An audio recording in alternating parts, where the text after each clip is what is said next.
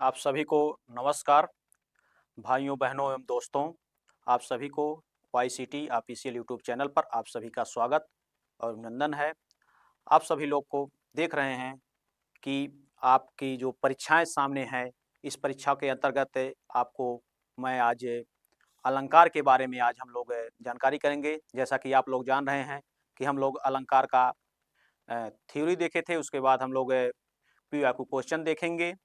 तो आप लोग सभी लोग जुड़ जाइए, उसके बाद हम लोग क्लास को अलंकार के बारे में देखते हैं। तो आप लोग अपनी अच्छी तैयारी कीजिए। यहाँ पर जो भी क्वेश्चन कराए जाते हैं आपके एग्जाम को देखते हुए, क्योंकि विषय विशेषक के माध्यम से यहाँ पर सब कंटेंट जो दिया जाता है, जो आप लोग को यहाँ पर क्वेश्चन किए जाते हैं, वो आपको सीधे परीक्षाओं में यहाँ पर आते हैं। और आप लोग यदि इसको क्वेश्चन को अच्छी तरीके से कर लेते हैं तो आपको 100% यहाँ से क्वेश्चन आपको मिल जाएंगे। तो चलो आज हम लोग देखते हैं, आज हम लोग अलंकार के बारे में देखते हैं और आज अलंकार का हम लोग पहला क्वेश्चन देखते हैं। तो हम लोग पहला क्वेश्चन देखेंगे अलंकार के बारे में। जैसा कि आप लोग देख रहे हैं कि परिभाषा एवं भेद, तो यहाँ पर आपको ये बताना है कि अर्थालंकार के बिना, यहाँ पर पहला क्वेश्चन हमारा है कि अर्थालंकार के बिना सरस्वती इसमें दिया है सरस्वती विधवा के समान है। इसमें बता रहा है कि जो अर्थालंकार के बिना सरस्वती विधवा के क्या है, समान है। इस कथन को किसने कहा है? इसने रुद्रट ने कहा है कि भामा ने कहा है कि दंडी ने कहा है कि वेद व्यास ने कहा है?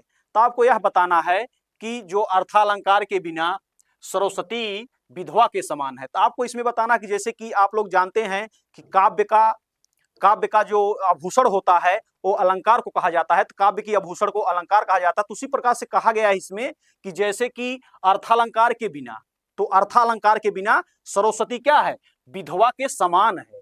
तो इसमें जो यह परिभाषा दिया गया है तो किसके द्वारा दिया गया है? आप लोग जानते हैं कि अलंकार क्या होता है, काव्य की क्या होता है, भूषण होता है, आभूषण होता है, गहना होता है। उसी प्रकार से जब अगर हमारा जो यह अलंकार है वह काव्य की गहना है, आभूषण है, तो उसी प्रकार से इसमें भी बताया गया है कि यह अर्थालंकार के बिना सरस्वती क्या है, विधवा के समान है। तो विधवा के समान है, तो इस कथन का किसने कहा है? रुद्रट ने, भामा ने, या दंडी ने, या वेद व्यास ने? तो आप लोग जानते हैं किसे किसने कहा है, वेद व्यास ने कहा है। इसे किसी ने कहा है, वेद व्यास ने कहा है। उसी प्रकार से जिस प्रकार से हमारा यह काव्य का गहना होता है यह अलंकार, या आभूषण होता है यह अलंकार, उसी प्रकार से इसमें कहा गया है अर्थालंकार के बिना सरस्वती क्या है, विधवा के समान है। यह वेद व्यास ने कहा है। तो क्वेश्चन नंबर आप लोग एक देख रहे हैं, यह वेद व्यास आदि पुराण में वर्णित किए हैं। आदि पुराण में, किसमें? आदि पुराण में इन्होंने वर्णित किया है। इसको किसमें वर्णित किया है? आदि पुराण में।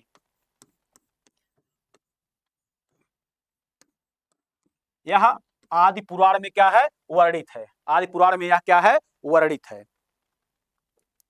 वह आदि पुराण में क्या है, वर्णित है। यह आदि पुराण में वर्णित है। यह आदि पुराण में वर्णित है। क्वेश्चन नंबर हम लोग चलो देखते हैं। क्वेश्चन नंबर हम लोग चलो देखते हैं 2। देखेंगे आचार्य भरत ने कितने अलंकारों का उल्लेख किया है।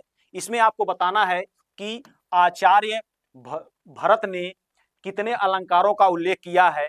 इसमें 6 किया है, 2 किया है, 8 किया है, या 4 किया। तो आपको बताना है कि आचार्य भरत ने अलंकारों का कितना उल्लेख किया है, 4 किया है। उन्होंने कितने अलंकारों का उल्लेख किया है, 4।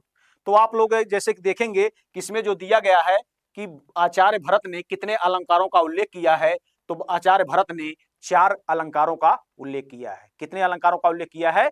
4 अलंकारों का उल्लेख किया है। क्वेश्चन नंबर 2 में कितना हो जाएगा कि 4 अलंकार। जैसे कि आप लोग जानते हैं उपमा हुआ, रूपक हुआ, दीपक हुआ और यमक हुआ। तो इसमें क्या हो जाएंगे? इसमें उपमा, रूपक, दीपक, यमक। उपमा, उसके बाद रूपक, उसके बाद क्या है, दीपक, उसके बाद क्या है, यमक। यही 4 अलंकारों का क्या किया गया है, उल्लेख किया गया है। कितने भरत ने कितने अलंकारों का उल्लेख किया है? आचार्य भरत ने चार अलंकारों का उल्लेख किया है। उपमा हुआ, रूपक हुआ, दीपक हुआ और यमक हुआ। इन्होंने कितने अलंकारों का उल्लेख किया है? चार अलंकारों को। उपमा हुआ, रूपक हुआ और दीपक हुआ, उसके बाद यमक हुआ। यह चार अलंकारों का उल्लेख किया गया है। उसके बाद क्वेश्चन नंबर देखेंगे 3। इसमें दिया गया है कि भूषण सब भूषणी में उपमा ही उत्तम चाही। इस पंक्ति में आपको ज्ञात होता है तो आपको बताना है कि क्या हो जाएगा कि भूषण सब भूषणी में उपमा ही उत्तम चाही। इस पंक्ति में आपको क्या ज्ञात होता है? भूषण से भूषण की उपमा अनुचित है, या भूषण कवि ने अलंकार को काव्य की आत्मा माना है, या उपमा सभी अलंकारों में उत्तम है, या भूषण और अलंकार से सुंदरता बढ़ती है। इसका आपको बताना, इस पंक्ति का क्या ज्ञात हो रहा है, इसका अर्थ क्या दे रहा है कि भूषण सब भूषण में उपमा ही उत्तम चाही। इसमें आपको बताना है कि इस पंक्ति का क्या हो जाएगा। क्वेश्चन नंबर आप लोग बताएंगे। इसमें आप लोग देख रहे हैं क्या हो जाएगा, इसका क्या हो जाएगा, उपमा सभी अलंकारों में क्या है, उत्तम है। क्या है कि उपमा सभी अलंकारों में क्या है, उत्तम है। इसमें जो कहा गया है, इस पंक्ति का जो ज्ञात होता है कि उपमा सभी अलंकारों में क्या है, उत्तम है। उपमा सभी अलंकारों में क्या है, उत्तम है। तो क्वेश्चन नंबर आप लोग 3 का क्या हो जाएगा, सी सही हो जाएगा। उसके बाद क्वेश्चन नंबर आप लोग देखेंगे 4। क्वेश्चन नंबर आप लोग 4 देखेंगे। इसमें दिया गया है कि अलंकार, इसमें दिया गया है कि अलंकार निरूपण में देव ने अपना आदर्श इनमें से किसे माना है। इसमें दिया गया है, क्वेश्चन नंबर आप लोग 4 देखेंगे कि अलंकार निरूपण में देव ने अपना आदर्श इनमें से किसे माना है। तो अलंकार निरूपण में देव ने किसे माना है? चिंतामणि को माना है, कि केशव को माना है, कि कुलपति मिश्र को माना है, कि दास कवि को माना है। तो जैसा कि आप लोग जान रहे हैं कि अलंकार निरूपण में देव ने किसे माना है, केशव को माना है। किसे माना है? केशव को माना है। तो अलंकार निरूपण में देव को ही इन्होंने क्या माना, देव ने केशव को ही अपना आदर्श माना है। किसे माना है? केशव को ही अपना आदर्श माना है। जैसा कि आप लोग देख रहे हैं, क्वेश्चन नंबर 4 का क्या हो जाएगा, बी सही हो जाएगा। क्वेश्चन नंबर 4 का बी सही हो जाएगा। उसके बाद क्वेश्चन नंबर देखेंगे 5। इसमें क्वेश्चन नंबर 5 में आपको बताना है कि इसमें क्या हो जाएगा। क्वेश्चन नंबर 5 देख रहे हैं कि काव्य की शोभा बढ़ाने वाले धर्मों को अलंकार कहते हैं। तो इसमें आपको बता रहे हैं, इसमें कहा गया है कि जैसे काव्य की शोभा को जो बढ़ाने वाले होते हैं उसे धर्मों को क्या कहा गया है, अलंकार कहा गया है। तो इस पंक्ति को प्रयुक्त जो धर्म शब्द है क्या अर्थ दे रहा है? इसमें जो धर्म का जो इसमें प्रयुक्त हुआ है उसका अर्थ क्या दे रहा है? इसमें गुण का दे रहा है, कि सत्कर्म का दे रहा है, कि कर्तव्य का दे रहा है, या मजहब का दे रहा है। तो आपको यह बताना है कि यह जो दिया गया है यह किस चीज का दिया गया है। इसमें काव्य की शोभा बढ़ाने वाले जो धर्म दिया गया, यही यह धर्म को अलंकार कहते हैं। इस धर्म को किस शब्द से प्रयोग किया गया है? जो इसमें धर्मो दिया गया है, इसमें जो धर्म शब्द का क्या प्रयोग है? तो यहाँ पर किस्सा है, धर्म का क्या इसमें दिया गया है, गुण का दिया गया है। किसका दिया गया है? गुण का दिया गया है। क्योंकि इसमें जो काव्य की शोभा बढ़ाने वाले धर्मों को अलंकार कहते हैं, इस धर्म का जो इसमें प्रयुक्त हुआ है इसका अर्थ क्या है, गुण से है। किससे है? गुण से है। तो क्वेश्चन नंबर 5 का क्या हो जाएगा, बी हो जाएगा। क्वेश्चन नंबर 5 का क्या हो जाएगा, ए हो जाएगा सही, गुण। उसके बाद क्वेश्चन नंबर देखेंगे 6। क्वेश्चन नंबर 6 आप देखेंगे, किसमें आपको बताना है कि यह किस लेखक की है। इसमें देखेंगे कि असौ न मान्यते, इसमें असौ न मन्यते कस्मादु नु सड़ मनः लंकृति। तो इसमें आपको बताना है कि इस पंक्ति के लेखक कौन है। इस पंक्ति के लेखक कौन है? इसमें विद्यानाथ हैं, कि इसमें अप्पय दीक्षित हैं, कि केशव मिश्र हैं, कि जयदेव हैं। इस आप लोग जो देख रहे हैं इसमें आपको बताना है इस पंक्ति के लेखक कौन है। इस पंक्ति के लेखक कौन है? जयदेव है। इस पंक्ति के लेखक कौन है? जयदेव है। तो आप ये देख रहे हैं क्वेश्चन नंबर 6 का क्या सही हो जाएगा, डी सही हो जाएगा। इस पंक्ति के लेखक कौन है? जयदेव है। जैसा कि आप लोग देख रहे हैं कि जैसा कि आप लोग जान रहे हैं कि उड़ीसा की गजपति राजाओं के समकालीन थे। जयदेव किसके थे? ये उड़ीसा के जो गजपति राजा थे उनके समकालीन ये थे जयदेव जी। उसके बाद देखेंगे क्वेश्चन नंबर 7 देखेंगे, अलंकारों के मुख्य भेद कितने हैं। इसमें आपको बताना है कि अलंकारों के मुख्य भेद कितने हैं, 5 हैं, 6 हैं, 10 हैं कि 2 हैं।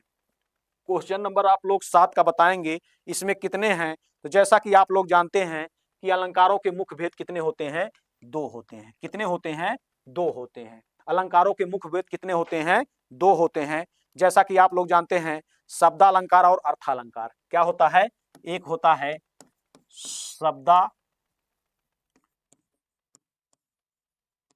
अलंकार, शब्दालंकार और एक होता है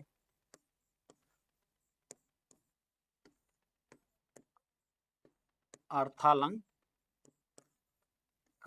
तो यहां पर कितने हो जाएंगे, 2 हो जाएंगे। यहां पर कितने हो जाएंगे, जो मुख्य भेद होते हैं 2 होते हैं। लेकिन आप लोग कभी कभी देखते होंगे कुछ कवियों के माध्यम से उभय अलंकार भी माना गया, लेकिन यहाँ पर मुख्य रूप से केवल 2 ही माना गया है। मुख्य रूप से कितने माने गए हैं, केवल 2 ही माने गए हैं। हाँ, शब्दालंकार और अर्थालंकार, इसमें मुख्य रूप से केवल 2 ही माने गए हैं। तो एक शब्दालंकार और एक अर्थालंकार। तो शब्दों के अलंकार के अंतर्गत अलंकार आते हैं और अर्था के अंतर्गत अलंकार आते हैं। तो इसके बारे में भी आगे हम लोग देखते हैं, क्योंकि यहाँ पर सब यहाँ मुख्य रूप से पूछा था, केवल यहाँ पर कितने हैं, 2 रूप से होते हैं, एक शब्दालंकार और एक अर्थालंकार। कभी कभी देखते होंगे कुछ कवियों के माध्यम से उभयालंकार को भी माना गया है, लेकिन मुख्य रूप से जब पूछेगा तो वहां पर केवल 2 ही आपको बताना है। उसके बाद क्वेश्चन नंबर देखेंगे 8। क्वेश्चन नंबर 8 देखेंगे, आपको यहां पर बताना है कि इसमें बताते हैं कि यहाँ शब्दों को में चमत्कार है तथा बताते हैं यहाँ कि अर्थों में अद्भुत सौंदर्य है। तो इसमें आपको कौन सा भरना होगा कि यमक या शब्दालंकार या रूपक या उपमा या शब्दालंकार या अर्थालंकार या अनुप्रास या श्लेष। तो यहाँ पर आप लोग क्या भरेंगे, यहाँ पर शब्दा और अर्था भरेंगे। तो क्या भरेंगे यहाँ, जैसे कि शब्दालंकार,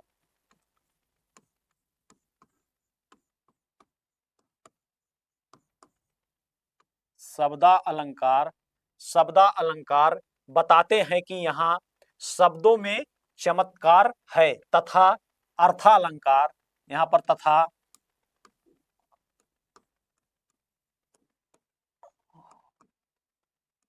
अर्थालंकार बताते हैं यहाँ अर्थों में क्या होता है, अद्भुत सौंदर्य है। तो यहाँ पर क्या हो जाएगा, यहाँ पर क्वेश्चन नंबर 9 का 8 का क्या हो जाएगा, सी सही हो जाएगा। 8 का क्या सही हो जाएगा, सी सही हो जाएगा।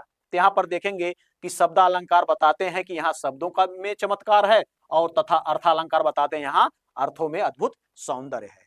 तो आप लोग यहाँ पर ये जानते हैं कि शब्दालंकार वह है कि शब्दों में चमत्कार लाता है और अर्थालंकार क्या होता है कि अर्थों में अद्भुत सौंदर्य लाता है।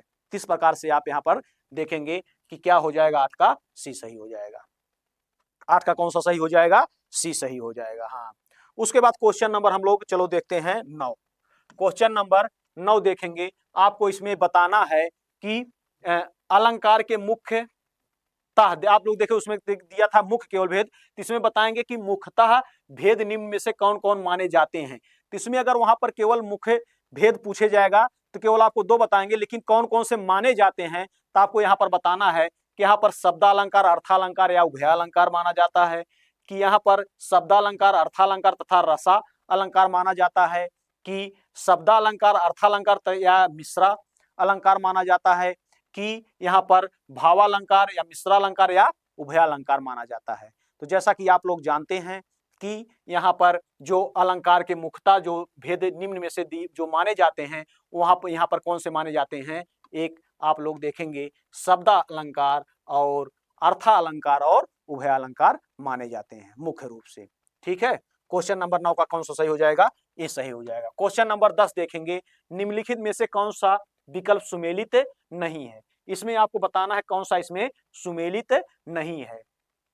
क्वेश्चन नंबर 10 में आपको बताना है क्वेश्चन नंबर 10 में आपको बताना है इसमें कौन सा सुमेलित नहीं है। इसमें आपको बताना है कौन सा सुमेलित नहीं है। तो जैसा कि आप लोग देखेंगे कि इसमें आपको ये बताना है कौन सा सुमेलित नहीं है, तो यहां पर देखेंगे कि नहीं लगाया गया है। तो अनुप्रास, तो समान व्यंजनों की आवृत्ति होता है। तो इसमें आप देखेंगे कि अनुप्रास में समान व्यंजनों की आवृत्ति होता हो, तो ये तो सही है। ये क्या है? सही है, क्योंकि इसमें सुमेलित नहीं पूछ रहा है, तो ये तो सही है, क्योंकि यह हमारा नहीं होगा। श्लेष, एक शब्द के दो या दो से अधिक अर्थ निकलते हों, ये भी तो सही है, क्योंकि श्लेष में एक शब्द के दो या दो से अधिक अर्थ निकलते हैं, तो हमारा ये तो श्लेष वाला भी ये तो सही बता रहा है इसमें। और उत्प्रेक्षक पूछ रहा, उपमेय में उपमान की कल्पना या संभावना प्रकट की जाए, तो ये भी हमारा तो सही है। तो आप इसमें देखेंगे कि संदेह में, जहां उपमान में उपमेय का संदेह प्रकट, नहीं नहीं, यहाँ पर ये गलत है, क्योंकि यहाँ पर क्या है, ये यही हमारा क्या हो गया, उत्तर हो जाएगा। वहां पर यहाँ पर जो दिया गया है कि जहां उपमान में उपमेय की संदेह प्रकट की जाए, तो ये हमारा क्या है, ये हमारा गलत है। तो इस प्रकार से यहाँ पर पूछा था कि सुमेलित नहीं है, तो यही हमारा क्या है, सुमेलित नहीं है। यही क्या है, संदेह में जहां उपमेय और उपमान का संदेह प्रकट किया जाए, ये हमारा सुमेलित नहीं है। यही हमारा क्या है, सुमेलित नहीं है। हाँ हाँ हाँ। उसके बाद आगे देखेंगे, क्वेश्चन नंबर देखेंगे 11, अलंकार के संदर्भ में इनमें से कौन सा कथन सही है। इसमें आपको बताना है कौन सा इसमें सही है, तो आपको इसमें बताना है कौन सा कथन इसमें सही है। तो आप देख रहे हैं कि तात्पर्य मात्र के भेद से शब्द और अर्थ दोनों की पुनरुक्ति को लाटानुप्रास कहते हैं। हाँ, ये तो सही भाई, कि जो तात्पर्य मात्र के भेद से शब्द और अर्थ के दोनों की क्या हो, पुनरुक्ति हो और को क्या कहते हैं, लाटानुप्रास कहते हैं। ये सही है, क्योंकि क्या होता है, शब्द और दोनों का क्या होता है, पुनरुक्ति होता है। यहाँ पर शब्दों के और अर्थों के क्या होती है, पुनरुक्ति होती है, उसी को हम क्या कहते हैं, लाटानुप्रास कहते हैं। तो सही है। हम इसमें पूछ रहा सही, तो मान लीजिए सही हो गया। उसके बाद फिर आगे देखते हैं कि श्लिष्ट पदों में अनेक अर्थों का कथन श्लेष अलंकार होता है। हाँ, ये सही है, क्योंकि श्लिष्ट जो पद होते हैं, जो श्लिष्ट पद होते हैं, उनके अनेक अर्थों का जो कथन होता है, उसी को हम क्या कहते हैं, श्लेष अलंकार कहते हैं। ये भी हमारा सही है, क्योंकि हमको पूछा है सही, तो हमें दो सही यहाँ पर मिल गए हैं। उसके बाद फिर देखेंगे कि भिन्नार्थ अर्थात निरर्थक स्वर व्यंजन समुदाय की आवृत्ति को एमक कहते हैं। हाँ, ऐसा ही है, क्योंकि जो भिन्नार्थ अर्थात निरर्थक या स्वर व्यंजन का जो समुदाय होता है, जो आवृत्ति को ही हम क्या कहते हैं, एमक कहते हैं। ये भी हमारा सही है। इसमें क्या हो जाएंगे, हमारा सभी सही हो जाएगा। क्या हो जाएगा, उपरोक्त सभी सही हो जाएंगे। इसमें क्या हो जाएगा, उपरोक्त सभी सही हो जाएंगे। तो यहाँ पर आप देख रहे हैं क्वेश्चन नंबर 11 क्या हो जाएगा, डी सही हो जाएगा।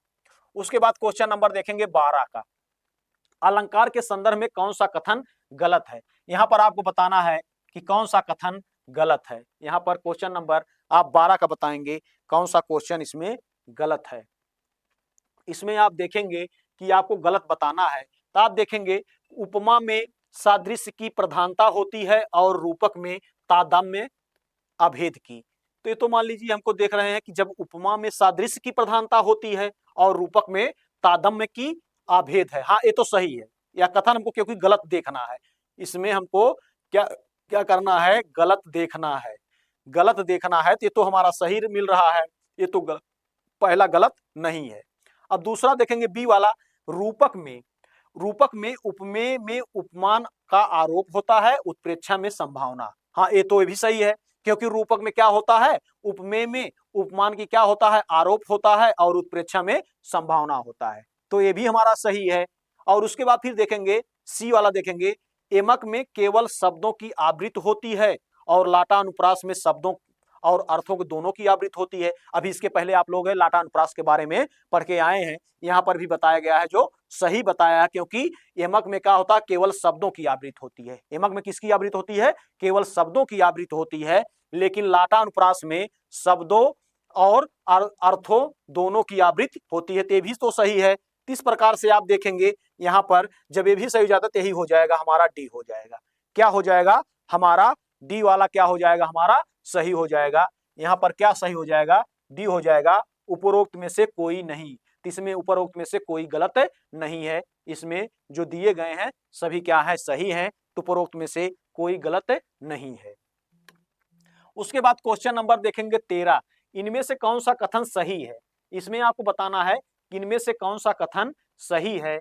इसमें आपको बताना है कौन सा कथन सही है। तो आप इसमें देखेंगे कि आपको बताना है कि कौन सा सही है। तो आप देखेंगे कारण के अभाव में कार्य की उत्पत्ति का वर्णन विभावना अलंकार है। तो इसमें आपको देख रहे हैं कि कारण के अभाव में, कारण के अभाव में कार्य की उत्पत्ति का वर्णन जो होता है वह विभावना अलंकार होता है। यह सही है, यह जो बताया गया है यह सही बताया गया, क्योंकि कथन आप देख रहे हैं इसमें सही पूछा गया है। तो कारण का अभाव के में जो कार्य की उत्पत्ति का वर्णन होता है उसे हम क्या कहते हैं, विभावना अलंकार कहते हैं। उसके बाद फिर दूसरा देखेंगे बी वाला, प्रस्तुत और अप्रस्तुत दोनों एक धर्म से संबंध दीपक अलंकार है। सही है, क्योंकि प्रस्तुत और अप्रस्तुत जो दोनों होते हैं एक ही धर्म से क्या होते हैं, यह संबंध रखते हैं। इसे हम क्या कहते हैं, दीपक अलंकार कहते हैं। क्या कहते हैं, दीपक अलंकार। जब अगर हमको यहाँ पर देखेंगे 13 में तो 2 हमको सही मिल गए, अब तो ये मान चलिए किसमें से सभी हो जाएंगे, क्योंकि जब हमको 2 सही मिल गए तो यहाँ पर क्या हो जाएंगे, सभी हो जाएंगे सही। तो जैसे देख रहे हैं तीसरा बी सी वाला कि उपमेय में उपमान की संभावना, तो उत्प्रेक्षा अलंकार, ये भी हमारा क्या है, सही है। ये भी हमारा क्या है, ये भी हमारा क्या है, सही था। ये भी सही था और ये भी सही था। तो इसमें आप देखेंगे तो यहाँ पर क्या हो जाएगा, क्वेश्चन नंबर 13 का क्या हो जाएगा, डी सही हो जाएगा। क्या हो जाएगा, डी सही हो जाएगा। क्वेश्चन नंबर 13 का क्या हो जाएगा, डी सही हो जाएगा। उसके बाद देखेंगे क्वेश्चन नंबर 14 देखेंगे। क्वेश्चन नंबर 14 देखेंगे, आप लोग को यहाँ पर बताना है। क्वेश्चन नंबर 14 देखेंगे, आप देखेंगे किसमें कौन सा हो जाएगा। क्वेश्चन नंबर 14 इसमें दिया है, सागर सा गंभीर हृदय हो, सागर सा गंभीर हृदय हो, सागर सा गंभीर हृदय हो, गिरि सा ऊंचा हो जिसका मन। तो गिरि सा ऊंचा हो जिसका मन, तो आप इसमें बताया गया है कि सागर सा गंभीर हृदय हो, गिरि सा ऊंचा हो जिसका मन। प्रस्तुत पंक्ति में साधारण धर्म में कौन सा है, इसमें साधारण धर्म आपको बताना है कि कौन सा होगा। इस पंक्ति में साधारण धर्म कौन सा है, मन है, हृदय है, सागर और गिरि है, कि गंभीर और ऊंचा है। इसमें आपको साधारण धर्म बताना है। तो क्या हो जाएगा, किसमें क्या हो जाएगा, एक आप देखेंगे यहाँ पर गंभीर हमारा हो जाएगा साधारण धर्म में, और एक ऊंचा हो जाएगा। क्या हो जाएगा, एक ऊंचा और एक गंभीर हमारा साधारण धर्म में हो जाएगा। क्या हो जाएगा कि एक हमारा इसमें गंभीर और ऊंचा हो जाएंगे। तो साधारण धर्म पूछा गया है कि क्योंकि सागर सा गंभीर, तो गंभीर हमारा क्या है, एक साधारण धर्म है। उसके बाद हृदय हो, उसके बाद गिरि सा ऊंचा, क्योंकि ऊंचा क्या हमारा एक साधारण धर्म है, और हो जिसका मन, इसमें साधारण धर्म की जब पूछा गया है गंभीर और ऊंचा हो जाएगा। क्या हो जाएगा, गंभीर और ऊंचा हो जाएगा। क्वेश्चन नंबर 14 का क्या हो जाएगा, डी इसमें सही हो जाएगा। हाँ, साधारण वाचक शब्द होते हैं। ठीक, उसके बाद क्वेश्चन नंबर देखेंगे 15। क्वेश्चन नंबर 15 देखेंगे, शब्दा अलंकार। इस क्वेश्चन नंबर 15 में देखेंगे शब्दा अलंकार। इसमें आपको बताना है कि कौन सा हो जाएगा, कि शब्द इसमें देखेंगे कि भरत भूप सिय राम लखन, भरत भूप सिय राम लखन, वन सुनि सनानंद सहयोगो। इसमें आपको बताना है कि भरत और भूप सिय राम लखन वन सुनि सनानंद सहोगो। इसमें उसके बाद फिर दूसरा लाइन देखेंगे, पुर परिजन अवलोकी मातु सब, पुरी परिजन अवलोकी मातु सब, सुख संतोष लहागो, लहागो। उसके बाद फिर देखेंगे इस उपर्युक्त पंक्ति में कौन सा अलंकार होगा। इसमें कौन सा अलंकार होगा, तो आपको इसमें बताना है श्लेष उक्रोति होगा, कि शंकर होगा, कि काकु उक्रोति होगा, कि विप्सा होगा। इसमें क्या हो जाएगा, कि काकु उक्रोक्ति होगा। क्या हो जाएगा, काकु उक्रोक्ति हो जाएगा। इसमें क्या हो जाएगा, काकु उक्रोक्ति हो जाएगा। तो काक उपरोक्त का मतलब होता है इसमें, जब किसी व्यक्ति वक्ता के द्वारा कहे गए शब्दों की उसकी कंठ ध्वनि के कारण सुनने वाले व्यक्ति को कुछ अर्थ निकाले, जहां वाक्य उपरोक्ति होता है। क्योंकि जो आप लोग जानते हैं कि जब वक्ता के द्वारा कहे गए जो शब्द होते हैं उसकी कंठ ध्वनि के कारण जो सुनने में व्यक्ति का जो अर्थ निकले, उसी को हम क्या कहते हैं, उसी को हम क्या कहते हैं, उसी को हम काक उपरोक्ति कहते हैं अलंकार। क्वेश्चन नंबर आप लोग देखेंगे 16। इसमें दिया गया है क्वेश्चन नंबर 16 में देखेंगे कि को तुम है घनश्याम हम। देखिए कि को तुम है घनश्याम हम, तो बरसों कित जाए। इसमें बताना है कि कौन सा अलंकार है। इसमें बताना है कि कौन सा अलंकार है कि को तुम है घनश्याम हम तो बरसों कित जाए में कौन सा अलंकार है। उदाहरण है कि का को क्रोक्ति है कि शंकर है कि श्लेष वो क्रोक्ति है। क्वेश्चन नंबर 16 में आप देखेंगे तो इसमें क्या हो जाएगा, इसमें क्या हो जाएगा, श्लेष उपरोक्ति हो जाएगा। क्या हो जाएगा, श्लेष उपरोक्ति हो जाएगा। इसमें क्या हो जाएगा, श्लेष उपरोक्ति हो जाएगा। जैसा कि आप लोग जानते हैं कि श्लेष उपरोक्ति में क्या होता है कि जहां पर श्लेष की वजह से वक्ता बोलने वाला के द्वारा बोले गए शब्द को अलग अर्थ निकाला जाए, वहां पर क्या होता है, श्लेष। इसमें आपको कहते हैं क्या है कि जो वक्ता बोलता है और बोलने के द्वारा गए जो शब्द का अर्थ क्या होता है, जो अलग निकाला जाए। जो बोले गए वक्ता के जो शब्द होते हैं उसका अर्थ क्या हो, जब अलग निकाला जाए तो उसी को क्या कहा जाता है, श्लेषोक्रोक्ति अलंकार कहा जाता है। कि को तुम है घनश्याम हम तो बरसों कित जाए, इसमें क्या हो जाएगा, श्लेषोक्ति अलंकार। उसके बाद फिर देखेंगे क्वेश्चन नंबर 17 देखेंगे कि नवजीवन दो घनश्याम हमें, नवजीवन दो घनश्याम हमें, इस पंक्ति में कौन सा अलंकार होगा, उपमा होगा कि शंकर होगा कि यमक होगा कि श्लेष होगा। क्वेश्चन नंबर 17 में आप लोग को बताना है कि इसमें कौन सा हो जाएगा कि नवजीवन दो घनश्याम हमें, इसमें क्या हो जाएगा, श्लेष अलंकार हो जाएगा। क्या हो जाएगा, श्लेष अलंकार हो जाएगा।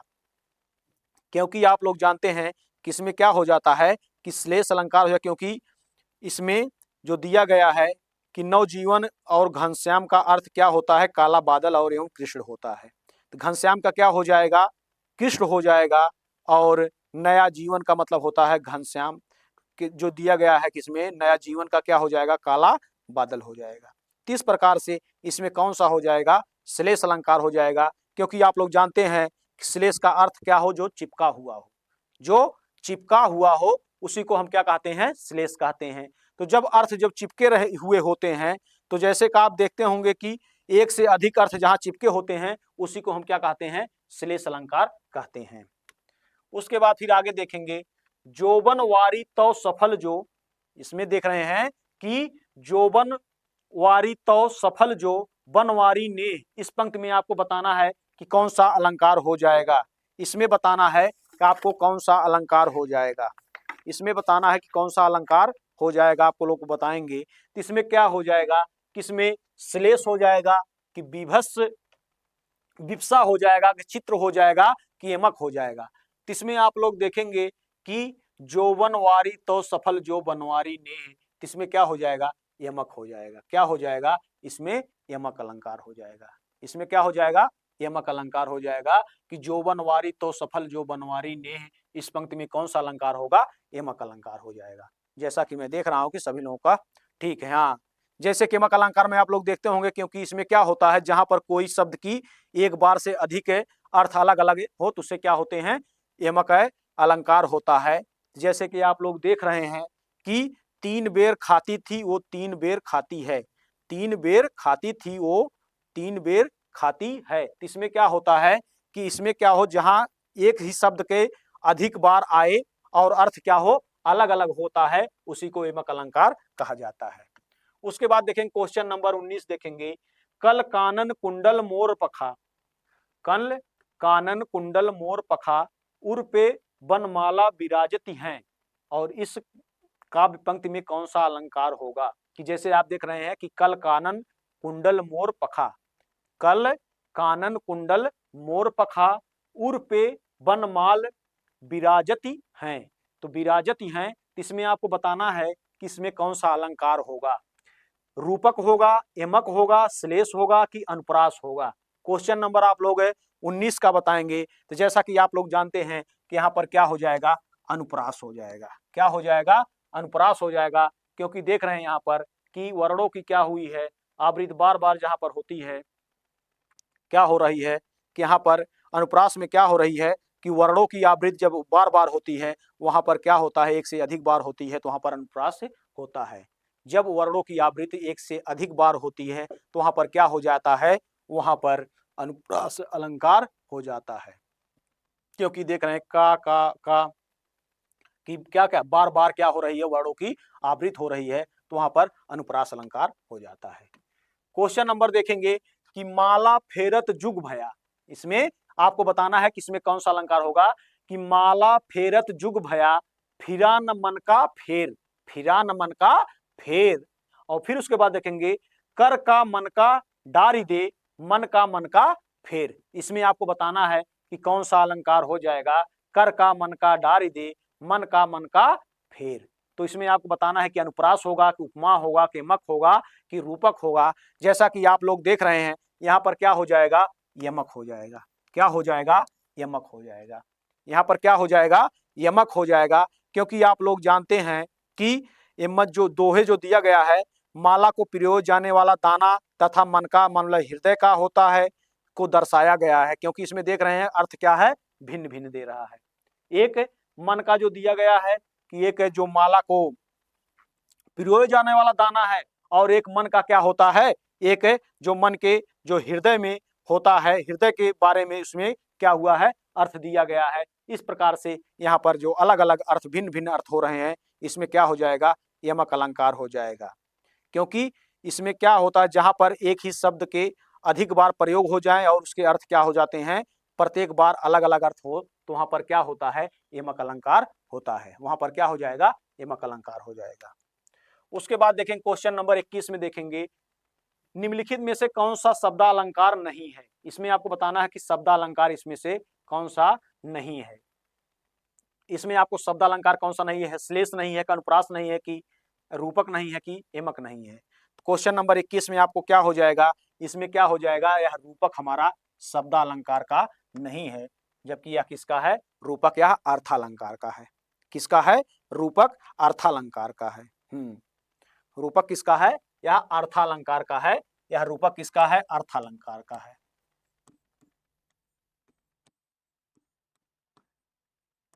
यह रूपक हमारा किसका है, अर्थालंकार का है। तो आप इसमें देखेंगे शब्दालंकार का जो नहीं पूछा था, इसमें क्या हो जाएगा, रूपक हो जाएगा। उसके बाद क्वेश्चन नंबर देखेंगे 22। क्वेश्चन नंबर 22 में देखेंगे रहीमन पानी राखिए, रहीमन पानी राखिए, बिन पानी सब सून। क्या दिख रहा है कि रहीमन पानी राखिए, इसमें बिन पानी सब क्या है, सून। और उसके बाद फिर देखेंगे पानी गए न उबरे, मोती मानुष चून। तो यहाँ पर देखेंगे सभी क्या है, बहुत ही इंपॉर्टेंट है, ये सभी परीक्षाओं में क्या होता है, पूछा जाता है। आप लोग देखेंगे तो इन पंक्तियों में कौन सा अलंकार होगा, इसमें आपको बताना है कि कौन सा अलंकार होगा इस पंक्तियों में। तो आप जान रहे हैं इसमें क्या हो जाएगा, श्लेष अलंकार हो जाएगा। क्या हो जाएगा, श्लेष अलंकार हो जाएगा। क्योंकि यहाँ पर जो दिया गया है कि रहीमन पानी राखिए, बिन पानी सब सून, और पानी गए न उबरे, मोती मानुष चून। यहाँ पर क्या हो जाएगा, यहाँ पर श्लेष अलंकार हो जाएगा। आप लोग श्लेष अलंकार के बारे में जानते ही हैं कि जहां पर एक शब्द से अधिक अर्थ निकले वहां पर क्या होता है, श्लेष अलंकार होता है। जहां एक शब्द क्या हो, एक से अधिक जब जहां पर अर्थ निकलते हैं वहीं पर क्या हो जाता है, श्लेष अलंकार हो जाता है। उसके बाद क्वेश्चन नंबर देखेंगे 23। क्वेश्चन नंबर 23 देखेंगे जहां एक से अनेक वर्णों की क्या हो, क्रम एक क्रम में एक बार ही आवृत हो, वहां पर कौन सा अलंकार होगा। क्वेश्चन नंबर 23 का आप लोग बताना है कि यहाँ पर आपको बताएंगे, यहाँ बता रहा है कि यहाँ पर क्या है कि जहां एक या अनेक वर्णों की क्या हो, एक क्रम में एक बार ही आवृत हो, वहां पर कौन सा अलंकार होगा। वहां पर विप्सा होगा कि श्लेष होगा कि लाटा अनुप्रास होगा कि छेका अनुप्रास होगा। इसका क्या हो जाएगा, यहाँ पर इसका छेका अनुप्रास हो जाएगा। क्या हो जाएगा, छेका अनुप्रास हो जाएगा। जैसा कि आप लोग देख रहे हैं कि जहां एक या अनेक वर्णों की क्या हो, एक क्रम में एक बार ही आवृत हो, वहां पर क्या हो जाता है, वहां पर कौन सा अलंकार कहलाता है, वहां पर छेकानुप्रास कहलाता है। वहां पर छेकानुप्रास कहलाता है। तो क्वेश्चन नंबर आप लोग क्या हो जाएगा, 23 का डी सही हो जाएगा। क्वेश्चन नंबर आप लोग 24 देखेंगे। क्वेश्चन नंबर 24 देखेंगे तो यहाँ पर आपको बताना है इसमें कौन सा अलंकार है। इसमें आपको बताना है कि कौन सा अलंकार है। पूत सपूत तो क्यों धन संचय। इसमें बताया गया है कि अगर पूत सपूत तो क्यों धन संचय। अगर पूत सपूत है तो धन क्यों संचय, कोई दिक्कत नहीं। और पूत कपूत तो क्यों धन संचय। इसमें आपको इसमें बताना है कि पूत अगर कपूत है तो क्यों धन संचय। इस पंक्ति में आपको बताना है कि पंक्ति में कौन सा अलंकार है, इसमें कौन सा अलंकार है। इस पंक्ति में आपको बताना है कि कौन सा अलंकार है, तो यहाँ पर क्या हो जाएगा, अंत्यानुप्रास अलंकार हो जाएगा, कि यहाँ पर श्रुत्यानुप्रास अलंकार हो जाएगा, कि यहाँ पर वृत्त्यानुप्रास अलंकार हो जाएगा, कि यहाँ पर लाटा अनुप्रास हो जाएगा। तो यहाँ पर क्या हो जाएगा, लाटा अनुप्रास हो जाएगा। क्या हो जाएगा, यहाँ पर लाटा अनुप्रास हो जाएगा, क्योंकि यहाँ पर आप लोग देख रहे हैं कि पूत सपूत तो क्यों धन संचय, पूत कपूत तो क्यों धन संचय, इस पंक्ति में क्या हो जाएगा, लाटा अनुप्रास हो जाएगा। क्या हो जाएगा, लाटा अनुप्रास हो जाएगा, क्योंकि यहां पर जान रहे हैं कि लाटा अनुप्रास यहां पर हो जाएगा, क्योंकि शब्द या वाक्य जो दो बार आते हैं, दोबारा आते हैं, जिनका समान अर्थ एक ही अर्थ होता है, किंतु अन्वय करने पर उनका अर्थ क्या होता है, बदल जाता है। तो यहाँ पर आप देख रहे हैं कि एक ही शब्द में आया है दो बार, लेकिन उसका जब अन्वय करेंगे तो उसका अर्थ क्या हो जाएगा, बदल जाता है। उसी को हम क्या कहते हैं, लाटानुप्रास कहते हैं। उसके बाद देखेंगे क्वेश्चन नंबर 25 देखेंगे कि इस करुणा कलित हृदय में, इस करुणा कलित हृदय में अब विकल रागनी बजती, इस पंक्ति में आपको बताना है कि जो करुणा कलित अभिव्यक्ति का अलंकार है, इसमें बताएंगे कौन सा अलंकार हो जाएगा। क्वेश्चन नंबर 25 में आपको बताना है कि यहाँ पर जो दिया गया है, किस करुणा कलित हृदय में अब विकल रागनी बजती है, इस पंक्ति में आपको जो करुणा कलित दिया गया है, इसकी अभिव्यक्ति कौन से अलंकार में हुई है, अत्यानुप्रास में हुआ है अलंकार में, कि श्रुत्यानुप्रास अलंकार में हुआ है, कि लाटानुप्रास में हुआ है, कि छेका अनुप्रास में हुआ है। क्या किसमें हुआ है, यह छेका अनुप्रास अलंकार में हुआ है। किसमें हुआ है, या छेका अनुप्रास अलंकार में हुआ है, क्योंकि आप यहाँ पर देखेंगे जो करुणा कलित की अभिव्यक्त किया गया है, यह छेका अनुप्रास अलंकार में किया गया है। या किसमें किया गया है, छेका अनुप्रास अलंकार में किया गया है। आप जानते हैं जहां अनेक व्यंजनों की एक बार आवृत्ति हो, वहां पर क्या हो जाता है, छेकानुप्रास। जहां पर व्यंजनों की अनेक बार क्या होती है, आवृत्त होती है, वहीं पर क्या होता है, छेकानुप्रास अलंकार होता है। उसके बाद फिर देखेंगे, मैया मोरी मैं नहीं माखन खायो, मैया मोरी मैं नहीं माखन खायो, और देखेंगे इस पंक्ति में मां व्यंजन की आवृत्त हुई है और वर्ण की भी आवृत्त हुई से अलंकार में होता है। तो आपको बताना है कि इसमें कौन सा अलंकार हो जाएगा। तो इसमें श्लेष अलंकार हो जाएगा, केमक अलंकार हो जाएगा, अनुप्रास हो जाएगा, कि अतिशयोक्ति हो जाएगा। क्वेश्चन नंबर आप लोग बताएंगे, क्वेश्चन नंबर बताएंगे इसमें कौन सा हो जाएगा। तो आप देख रहे हैं कि जहां पर क्या हो रहा है, वर्णों की आवृत्त होता है, तो वहां पर क्या हो जाता है, वहां पर श्लेष होता है, केमक होता है, अनुप्रास होता है, अतिशयोक्त होता है, वहां पर क्या हो जाता है, अनुप्रास हो जाता है। क्या हो जाता है, अनुप्रास हो जाता है, क्योंकि इसमें देख रहे हैं कि इसमें माँ का वर्ण व्यंजनों की क्या हुई है, आवृत्त हुई है। जैसे मैया मोरी मैं नहीं माखन खायो, इस पंक्ति में जो माँ व्यंजन की आवृत्त हुई है, वर्ण की आवृत्ति किस अलंकार में होती है, तो जहां पर वर्ण आवृत्ति की अलंकार में होती है, तो वहां पर होता है अनुप्रास अलंकार। वहां पर क्या होता है, अनुप्रास अलंकार होता है। क्वेश्चन नंबर 26 में देखेंगे तो क्या हो जाएगा, उसका अनुप्रास अलंकार हो जाएगा। उसके बाद देखेंगे 27 में, क्वेश्चन नंबर आप लोग 27 का देखेंगे। इसमें आपको बताना है कि यमक अलंकार का भेद नहीं है, इसमें यमक अलंकार का भेद नहीं है। तो इसमें बताना है कि यमक अलंकार का कौन सा भेद नहीं है। सूरज है जग का बुझा बुझा, या तीन बेर खाती थी वह तीन बेर खाती है, या कर का मन का डारी दे मन का फेर, या खग कुल कुल कुल सा बोल रहा। इसमें आपको बताना है खग कुल कुल कुल सा बोल रहा, किसमें कौन सा हो जाएगा। इसमें एमक का अलंकार इसमें नहीं होगा, क्योंकि आप लोग तीनों में देखेंगे तो यहाँ पर एमक अलंकार हो जा रहा है, जबकि सूरज है जग बुझा बुझा, यहाँ पर एमक अलंकार नहीं होगा। यहाँ पर क्या होगा, एमक अलंकार नहीं होगा। जैसा कि आप लोग जान रहे हैं कि यहाँ पर एमक अलंकार नहीं होगा, बल्कि इसमें क्या हो जा रहा है, पुनरुक्ति प्रकाश अलंकार हो जा रहा है। इसमें क्या हो जा रहा है, पुनरुक्ति प्रकाश अलंकार हो जा रहा है। इसमें पुनरुक्ति प्रकाश अलंकार हो जा रहा है। हाँ, पुनरुक्ति प्रकाश अलंकार, पुनरुक्ति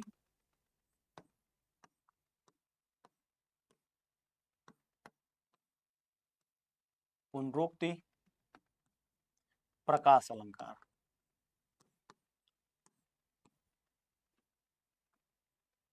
अलंकार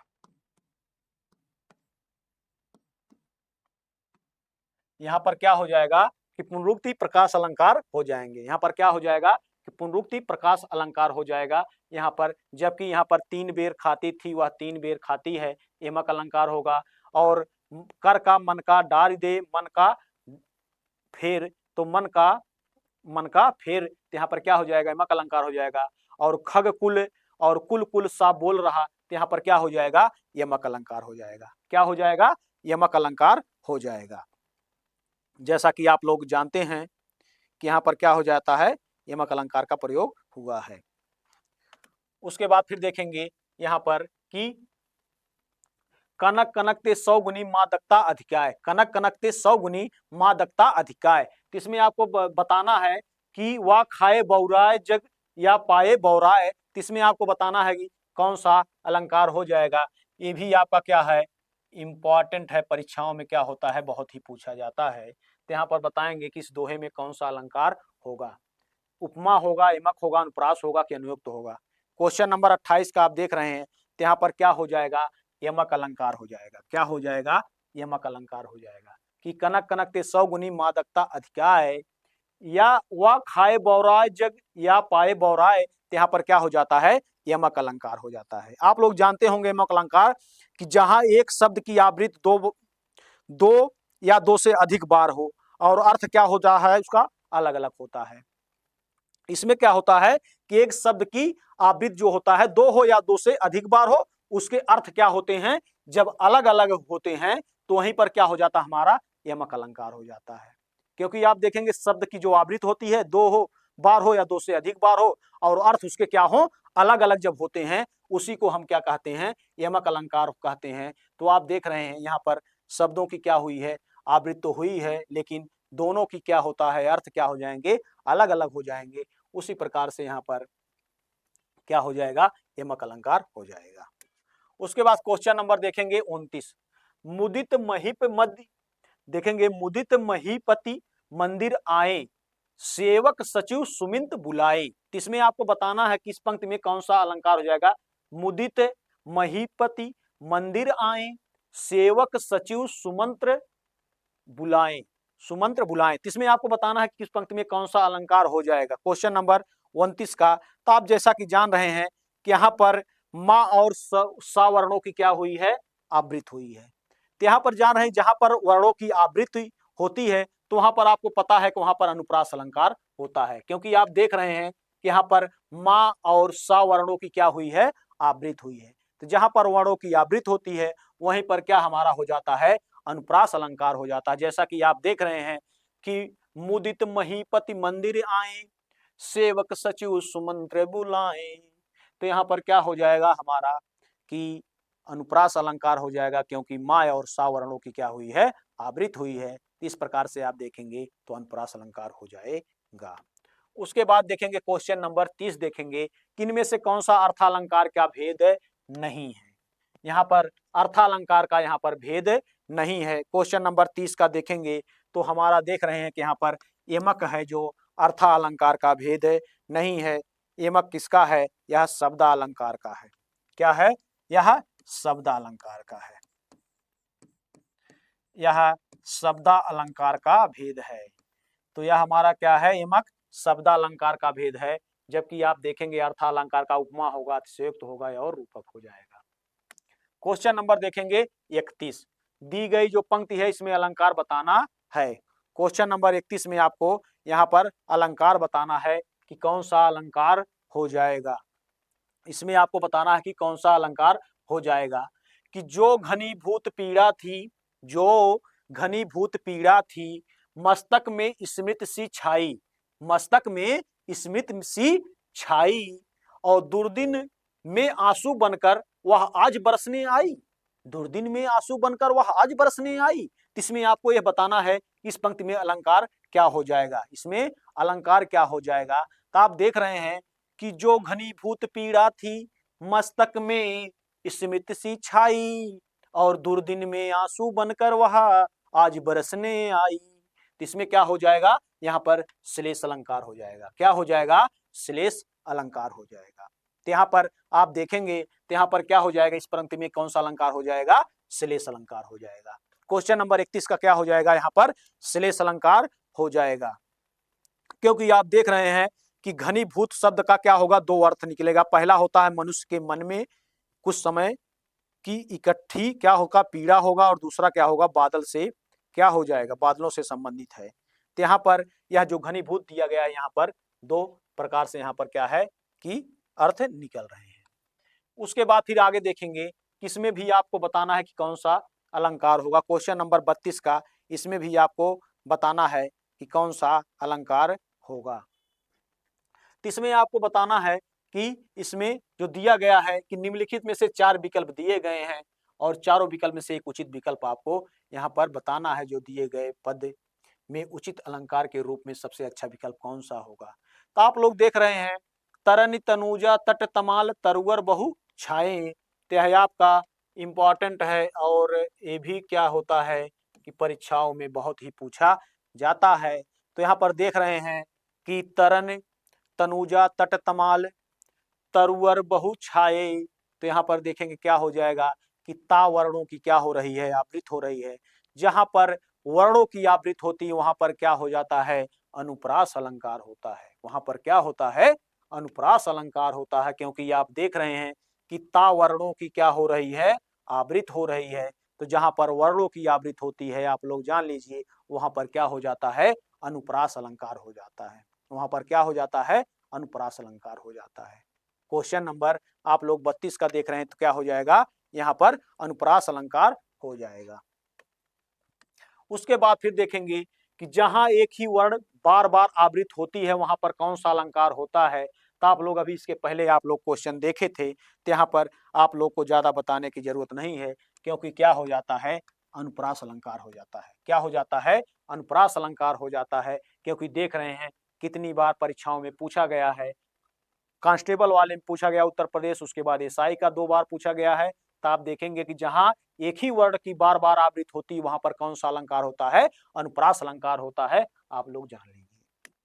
उसके बाद फिर देखेंगे कि निम्नलिखित में से 4 विकल्पों में से उस विकल्प का चयन कीजिए जो सबसे अच्छा रूप का अच्छा विकल्प हो। आपको बताना है कि रघुपति राघव राजा राम, इसमें आपको बताना है कि कौन सा अलंकार हो जाएगा। इसमें कौन सा अलंकार हो जाएगा, आपको बताना है किसमें कौन सा अलंकार हो जाएगा, रघुपति राघव राजा राम। तो जैसा कि आप लोग जान रहे हैं, इसमें भी वर्णों की क्या हो रही है, आवृत हो रही है। इसमें क्या हो रही है, वर्णों की आवृत हो रही है। तो यहाँ पर क्या हो जाएगा, अनुप्रास अलंकार हो जाएगा। जैसा कि आप लोग जान रहे हैं कि रघुपति राघव राजा राम में रा वर्णों की क्या हो रही है, आवृत हो रही है। तो जहां पर वर्णों की आवृत होती है वहां पर क्या हो जाता है, वहां पर अनुप्रास वर्ण अलंकार हो जाता है। उसके बाद फिर देखेंगे क्वेश्चन नंबर 35 देखेंगे कि निम्नलिखित में से शब्दालंकार है। तो यहाँ पर आप देखेंगे शब्दालंकार क्या हो जाएगा, यमक हो जाएगा। यह क्या हो जाएगा, यमक क्या हो जाएगा, हमारा शब्दालंकार हो जाएगा। बल्कि बाकी उपमा रूपक और उत्प्रेक्षा क्या है, अर्थालंकार के अंतर्गत आते हैं। शब्दा में क्या हो जाएगा, यमक हो जाएगा। क्या हो जाएगा, यमक हमारा हो जाएगा। हाँ, तो यहाँ पर शब्दालंकार पूछा है, तो यहाँ पर क्या हो जाएगा, यमक हो जाएगा। अनुप्रास हो जाता है, श्लेष हो जाता है, उपरोक्त हो जाता है, पुनरुक्त प्रकाश हो जाता है और विप्सा हो जाता है। उसके बाद देखेंगे मुदित मनोहर मानस देखा, इसमें आपको बताना है कि अलंकार कौन होगा। मुदित मनोहर मानस देखा, इस पंक्ति में अलंकार कौन सा होगा। जैसा कि आप लोग जान रहे हैं कि यहाँ पर भी क्या हो रहा है, यहाँ पर भी वर्णों की क्या हो रही है, आवृत हो रही है। क्या हो रही है, वर्णों की यहाँ पर भी क्या हो रही है, आवृत हो रही है। तो जहां पर आप देखेंगे कि वर्णों की जहां पर आवृत होती है वहां पर क्या हो जाता है, अनुप्रास अलंकार हो जाता है। वहां पर क्या हो जाता है, अनुप्रास अलंकार हो जाता है। क्वेश्चन नंबर हम देखेंगे 37, सारंग लय सारंग चली कै सारंग के ओट, सारंग छीनो पाई के सारंग कई गई चोट। तो आपको यहाँ पर बताना है किस अलंकार में कौन सा अलंकार होगा। इसमें जो दिया गया है इसमें कौन सा अलंकार होगा। तो आप लोग इसमें देखेंगे, इसमें आपको बताना है किसमें कौन सी हो जाएगा। तो आप देखेंगे सारंग लय सारंग, इसमें देख रहे हैं कि सारंग लय सारंग चली गई सारंग की ओट। और उसके बाद फिर देखेंगे सारंग छीनो पाई के सारंग गई कई गई चोट। तो सारंग से क्या की जाए, सारंग जो सारंग को छीन लिए, उसके बाद उसी को पाई के क्या किए, सारंग से कही गई चोट। तो इसमें कौन सा अलंकार हो जाएगा, इसमें क्या हो जाएगा, इसमें आप जान रहे हैं क्वेश्चन नंबर 37 का क्या हो जाएगा आप लोग, यहाँ पर क्या होता है, यमक अलंकार होता है। क्या होता है, यमक अलंकार हो जाएगा। क्या हो जाएगा, यमक अलंकार हो जाएगा। क्योंकि आप जानते हैं कि जहां पर कोई दो शब्द हो, उसके अधिक बार आए हो और हर बार उसके क्या हो, अर्थ क्या होता है, भिन्नता पाई जाती है। क्योंकि आप दो शब्द होते हैं और दो से अधिक बार जब आए होते हैं, उसके अर्थ क्या होती है, अलग अलग या भिन्नता पाई जाती है, वहां पर क्या हो जाता है, यमक अलंकार हो जाते हैं। क्वेश्चन नंबर देखेंगे 38, जिन पंक्तियों में समानार्थक शब्दों या वाक्यांशों की आवृत्ति हो परंतु अन्वय करने पर अर्थ क्या हो, अंतर हो, तो वहां पर कौन सा अलंकार हो जाता है। जैसा कि आप लोग को यहाँ पर अभी इसके पहले यह क्वेश्चन आया था, तो यहाँ पर क्या हो जाता है, लाटा अनुप्रास हो जाता है। क्या हो जाता है, लाटा अनुप्रास हो जाता है। क्योंकि आप यहाँ पर देख रहे हैं कि जिन पंक्तियों में समानार्थक शब्द होते हैं, क्या होते हैं, समानार्थक क्या होते हैं, शब्द होते हैं, और उसके बाद क्या होते हैं, वाक्यांश की आवृत्ति हो परंतु क्या होते हैं, अन्वय करने पर क्या होता है, उसका अर्थ क्या होता है, अंतर हो जाता है। उनके अर्थ में क्या हो जाता है, अन्वय करने पर अंतर हो जाता है, वहां पर क्या होता है, लाटा अनुप्रास होता है। वहां पर क्या हो जाता है, लाटा अनुप्रास हो जाता है। तो सभी लोग क्वेश्चन नंबर 38 का क्या हो जाएगा, बी हो जाएगा। उसके बाद क्वेश्चन नंबर आप देखेंगे 39, यहाँ पर देख रहे हैं राम रमापति कर धनु लेहूं, इसमें कौन सा अलंकार हो जाएगा। इसमें देख रहे हैं, इसमें भी वर्णों की क्या हुई है, आवृत हुई है। क्या हुई है, वर्णों की क्या हुई है, आवृत हुई है। राम रमापति कर धनु लेहूं, इसमें क्या हुआ, कौन सा अलंकार हुआ है, अनुप्रास अलंकार हो जाएगा। क्या हो जाएगा, अनुप्रास अलंकार हो जाएगा। जैसे कि आप लोग देखते हैं अनुप्रास में, तरन तनुजा तट तमाल तरुअर बहुछाए, इसमें भी क्या होता है, वर्णों की आवृत होता है और इसी प्रकार से क्या हो जाता है, अनुप्रास अलंकार हो जाता है। उसके बाद 40 देखेंगे, कंकन किंकिन निपुर धुनि सुनी, इसमें बताना है कि आपका कौन सा अलंकार हो जाएगा। जैसे देखेंगे, कंकन की किनी नुपुर धुनि सुनी, इसमें बताना है कि आपका कौन सा अलंकार होगा, कि इसमें अत्यानुप्रास हो जाएगा, कि लाटानुप्रास हो जाएगा, श्रुत्यानुप्रास हो जाएगा, वृत्त्यानुप्रास हो जाएगा। क्वेश्चन नंबर 40 का इसमें क्या हो जाता है, वृत्त्यानुप्रास हो जाएगा। क्या हो जाएगा, वृत्तानुप्रास हो जाएगा। इसमें क्या हो जाएगा, वृत्तानुप्रास हो जाएगा। तो आप लोग जानते होंगे कि वृत्तानुप्रास में क्या होता है, जहां एक या अनेक वर्णों के अनेक बार आने की आवृत्ति होता है। जैसे एक या अनेक वर्णों की क्या होता है, एक या अनेक वर्णों की क्या हो, आने की आवृत्ति होता है, वहीं पर क्या हो जाता है, वृत्त्यानुप्रास हो जाता है। क्वेश्चन नंबर देखेंगे, क्वेश्चन नंबर 41 देखेंगे, विप्सा में कौन सा अलंकार है, ये बताएंगे विप्सा में कौन सा अलंकार है। इसमें आपको बताना है कि इस विप्सा में कौन सा अलंकार है, शब्द अलंकार है, अर्था है, कुभया है, क्या इनमें से कोई नहीं है। विप्सा में आपको बताना है कि कौन सा अलंकार होगा। क्वेश्चन नंबर आप लोग 41 का बताएंगे, तो 41 का क्या हो जाता है, यहाँ विप्सा किसका है, शब्द अलंकार का है। किसका है, यह शब्द अलंकार का है। क्वेश्चन नंबर 42 में आपको बताना है कि 3 बेर खाती थी वे 3 बेर खाती है, इनमें कौन सा अलंकार होगा। 3 बेर खाती थी वे 3 बेर खाती है में कौन सा अलंकार होगा, अनुयोक्ति होगा, श्लेष होगा, केमक होगा, अनुप्रास होगा। क्वेश्चन नंबर 42 में आपको बताना है, तो जान रहे हैं यहाँ पर क्या हो जाएगा, यमक हो जाएगा। क्या हो जाएगा, यहाँ पर यमक हो जाएगा कि 3 बेर खाती थी वे 3 बेर खाती है, तो यहाँ पर क्या हो जाएगा, यमक अलंकार हो जाएगा। यहाँ पर जान रहे हैं कि आप लोग कि एक बार आप लोग देखेंगे इसमें जो दिया जाता है कि इसमें बार बार यमक अलंकार में शब्दों की बार बार क्या होती है, आवृत्ति होती है, और हर समय क्या होता है, उसका अलग अलग अर्थ होता है। तो जब शब्दों की बार बार आवृत्ति हो और अर्थ क्या उसके हों, अलग अलग होते हैं, तो वहां पर क्या हो जाता है, यमक अलंकार हो जाता है। उसके बाद देखेंगे कि 43 में देखेंगे, वही मनुष्य है कि जो मनुष्य के लिए मरे, इसमें कौन सा अलंकार हो जाएगा, आपको बताना है। क्वेश्चन नंबर 43 में आपको बताना है किसमें कौन सा हो जाएगा। तो आपको इसमें बताना है कि इसमें कौन सा हो जाएगा, कि वही मनुष्य है कि जो मनुष्य के लिए मरे, इसमें आपको बताना कौन सा अलंकार हो जाएगा। यहाँ पर वर्णों की आवृत्ति होती है, तो वहां पर क्या होता है, अनुप्रास हो जाता है। क्या हो जाता है, अनुप्रास हो जाता है। कि जो दिया गया है वही मनुष्य है जो मनुष्य के लिए क्या हो, मरे। तो यहाँ पर क्या हो जाएगा, अनुप्रास अलंकार हो जाएगा। यहाँ पर क्या हो जाएगा, अनुप्रास अलंकार हो जाएगा। क्वेश्चन नंबर आप देखेंगे 43 का क्या हो जाएगा कि अनुप्रास अलंकार हो जाएगा। उसके बाद 44 देखेंगे, काली घटा का घमंड घटा में कौन सा अलंकार होगा। काली घटा का घमंड घटा तो क्या हो जाएगा, यहाँ पर एमक होगा, उत्प्रेक्षा होगा, रूपक होगा कि उपमा होगा। तो क्योंकि आप देख रहे हैं कि काली घटा का घमंड घटा, तो यहाँ पर क्या हो जाएगा कि आप देख रहे हैं कि यमक अलंकार हो जाएगा। क्या हो जाएगा, यमक अलंकार हो जाएगा। तो जैसे कि आप लोग जान रहे हैं कि इसमें क्या किया गया है कि यहाँ पर जब एक शब्द हो रहे हैं और अधिक बार आए हो और अर्थ क्या हो रहा है, अलग अलग हो रहा है। शब्द क्या होता है हमारा कि जैसे कि आप देखेंगे एक ही शब्द के अधिक बार आए हों और अर्थ क्या होते हैं, अलग अलग हो जाते हैं, तो वहां पर क्या हो जाता है, यमक अलंकार हो जाता है। जैसे देख रहे हैं काली घटा का घमंड घटा, तो यहाँ पर क्या हो जाएगा, यमक अलंकार हो जाएगा। जैसे देखेंगे इसमें क्या हो जाता है, इसमें क्या एक ही शब्द हो और उसके बाद बार बार अधिक अधिक बार इसमें क्या हुए हैं, अर्थ अलग अलग आ रहे हैं। उसके बाद क्वेश्चन नंबर देखेंगे 45, श्लेष अलंकार इनमें से कौन सा अलंकार का है। श्लेष अलंकार बताएंगे अर्था का है कि शब्दा का है कि उभया का है, इसमें किसका है। श्लेष अलंकार का आप लोग बताइए इसमें कौन सा हो जाएगा। तो जैसा कि आप जानते हैं श्लेष अलंकार किसका है, यह शब्द अलंकार का है। किसका है, यह शब्द अलंकार का है।